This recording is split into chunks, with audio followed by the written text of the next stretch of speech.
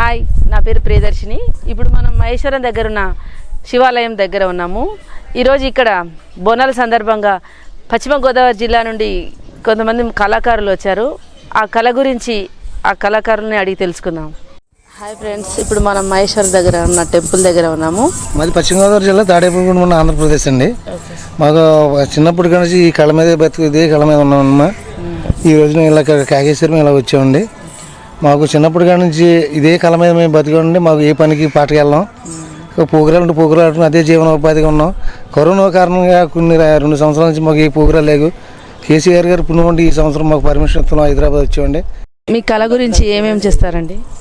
ఈ కళ గురించి అంటే అమ్మవారి వేషాలు మంటల మీద నడుతూనండి. అలాంటి చిన్న చిన్న సన్నివేశాలు మేము చేస్తూ ఉంటామండి. దాన్ని ఆదరించారని జనం కూడా అండి.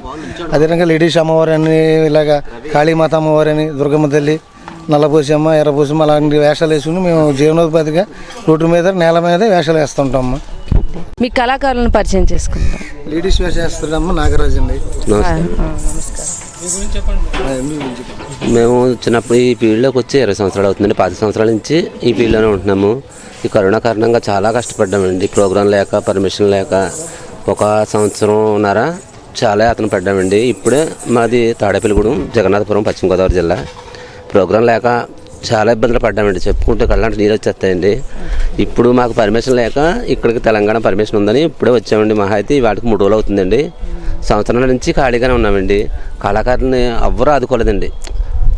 ఎంతో పెట్టాం, వీడియోలు పెట్టాం, అన్నీ చూశారు, కానీ మాకు కనీసం జీవనోపాధి లేక చాలా యాతన పడ్డామండి. మామూలుగా కాదు, కష్టాలు చెప్పుకుంటే నిజంగా తీరవు. ఇవాళ రోజున ఇక్కడికి వచ్చి ఈ మొత్తం వల్ల కేసీఆర్ గారు పుణ్యమంట ఈ 6 రోజున ఇక్కడికి వచ్చి ఏదో తలకూర రూపాయి తీసుకుంటున్నాము. దీని వెనకాల కనీసం 30 మంది కుటుంబాలు ఉన్నాయండి. వాళ్ళందరూ జీవనోపాధి ఇదే అండి. ఇంకా నా పేరు గోపి అండి. 15 సంవత్సరాల నుంచి ఆడుతున్నాను. పైకి రాసామండి. మాది సంవత్సరం నుంచి ఖాళీగా పడిపోయండి. ఈ యాసలు ఉంటే మాకు భవిష్యత్తు ఉంటుందండి. ఈ యాసలు లేకపోతే మాకు భవిష్యత్తు ఇదండి.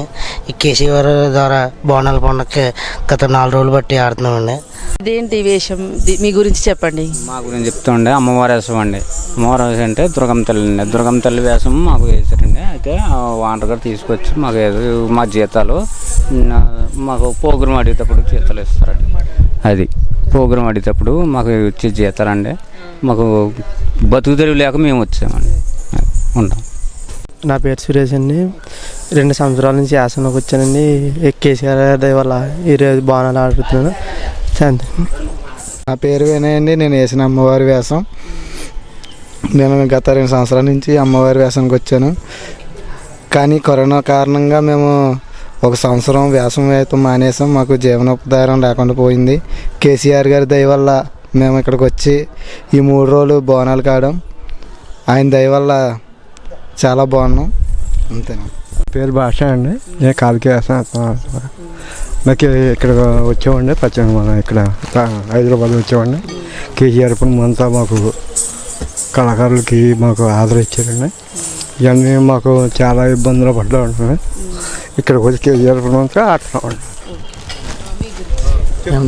ఇది వరకు 4 సంవత్సరాల కింద ఇక్కడికి వచ్చామండి. మొన్నటి దగ్గర 2 సంవత్సరాలు కరోనా కాబట్టి రాలేదండి.